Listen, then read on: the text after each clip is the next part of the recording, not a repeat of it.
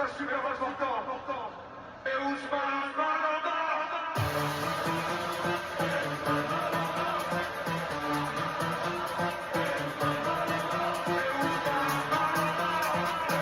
Ah mais quel plaisir de célébrer ensemble le couronnement du roi Ousmane. Non mais Ousmane Dembélé, c'est incroyable. Donc c'est un grand jour pour Ousmane Dembélé, pour tous les Parisiens, pour le club du PSG. Franchement, c'est quelque chose qu'on n'espérait même pas il y a encore un an. Je pense qu'on peut le dire, hein, il a choqué le monde cette année avec sa saison là. Ousmane, c'est le meilleur exemple pour tous les jeunes qui seraient en situation d'échec, quel que soit leur domaine d'activité, que ce soit le foot ou autre, même si c'est scolaire. À partir du moment où vous avez cette volonté, à partir du moment où vous croyez encore en vos rêves, faut pas lâcher en fait. Faut pas lâcher parce que même quand tout le monde vous enterre, il y a peut-être un moment dans votre vie où les choses vont s'inverser grâce à votre travail et c'est juste qu'il faut retenir. Donc, toutes les moqueries qu'il a subies, toutes les critiques, etc. autour de son physique ou même de sa technique, aujourd'hui il a tout oublié et tout ce qui va rester, c'est le Ballon d'Or. Et qui en plus nous a permis à la fin d'être couronné champion d'Europe. Donc je vais revenir très rapidement sur sa carrière, qu'on connaît déjà à peu près tous. Mais j'en profite aussi pour avoir une petite pensée pour Hakimi, parce que je trouve que son classement numéro 6, il n'est pas logique. Mais bon, de toute façon, quand j'ai vu Pedri 11e, j'ai vite compris qu'il allait avoir des incohérences dans le classement.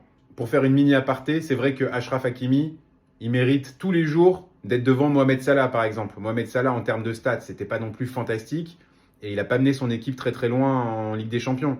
Donc ok, il y a le championnat anglais, très bien. Mais quand on compare par rapport au trophée qu'a récolté Achraf Hakimi avec le PSG sur la saison 2024-2025, plus son apport, plus sa régularité, le nombre de matchs qu'il a fait, le nombre de fois où il a été décisif, en quart, en demi, etc. Franchement, pour moi, ça méritait minimum top 4. Mais bon, les journalistes en ont décidé autrement. En revanche, la place de Vitinha, 3e, j'ai trouvé tout à fait logique. On reviendra dessus à un autre moment. Mais je vois pas beaucoup de latéraux droits depuis 20-30 ans produire une meilleure saison que celle d'Achraf Hakimi. Et je demande à voir pour les prochaines générations. C'est impossible. Le mec, il a tout fait. Il était bon défensivement, offensivement, il était incroyable. Il s'est jamais blessé. Donc c'est vrai que c'est un peu le petit bémol. Je comprends pas trop son classement à lui. Mais bon, on va revenir à Ousmane. Ousmane Dembélé est né le 15 mai 1997 à Vernon, dans le département de l'Eure, en région Normandie, juste à côté d'Évreux. Il est né d'une mère mauritanienne-sénégalaise et d'un père malien.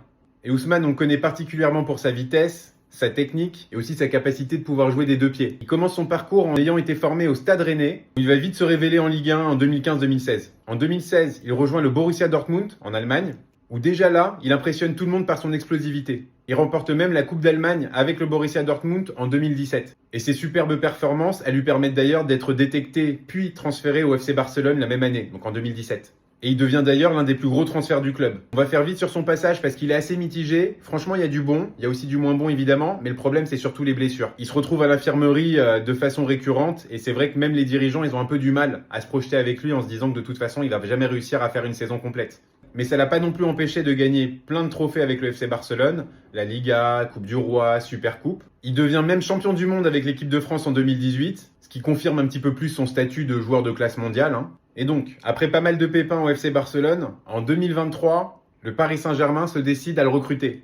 Je le précise, mais il faut être honnête, c'est aussi beaucoup grâce à Nasser. Parce que Nasser a beaucoup insisté avec son entourage pour justement essayer de le séduire à l'idée de rejoindre le projet parisien. Il y a 3 ans, on n'était pas beaucoup à vouloir que Dembouz arrive au club. Justement à cause de ses blessures. Donc ça, faut vraiment féliciter Nasser qui, lui, il y a cru depuis le début. Et franchement, ouais, je comprends quand hier, on l'entend parler de Nasser comme un papa. Et donc au Paris Saint-Germain, on sait très bien ce qu'il nous a apporté, percussion, explosivité. Et surtout, il arrive à un moment un peu de transition pour le club, où on change un peu de stratégie sur le recrutement, sur les salaires, et du coup sur l'image aussi qu'on souhaite renvoyer. Pour arriver jusqu'au Saint Graal l'année dernière, et nous faire arriver sur le toit de l'Europe. Et c'est un point que je voulais vraiment soulever par contre. Je trouve que finalement, c'est un peu la première saison où Ousmane, il a vraiment les clés du camion d'une équipe. C'est-à-dire qu'on base notre projet offensif beaucoup autour de lui et aussi de son repositionnement. Et ça, merci à Luis Enrique. Et si on n'a pas la mémoire courte, on va vite se souvenir que même en début de saison, on avait quand même des gros doutes sur ce repositionnement. On se demandait s'il allait pouvoir y trouver sa place, si ça allait lui convenir et surtout s'il allait marquer des buts. Bon, la réponse 8 mois plus tard, il a été magistral. Et donc la chose sur laquelle je voudrais vraiment revenir, c'est vraiment sur le fait que c'est vraiment la première année, quasiment depuis qu'il est professionnel, que l'équipe joue un peu pour lui. Que c'est vraiment la tête de proue du projet, et particulièrement du projet offensif. Et je pense que c'est ça qui change tout. Si on regarde bien ses expériences précédentes en carrière, on se rend compte que quoi ? Borussia Dortmund, il était dans une équipe avec Mario Götze, Reus, je crois même qu'il a joué un petit peu avec Lewandowski, Aubameyang qui était à son prime. Donc c'était un élément fort de l'équipe, avec les qualités qu'on lui connaît. Mais c'est vrai que dilué dans ce collectif, on le voyait quand même beaucoup moins. On peut faire le même parallèle avec Barcelone. Barcelone, quand il y est, il connaît des Iniesta, Rakitic, Suarez, Messi, même des Coutinho, je crois.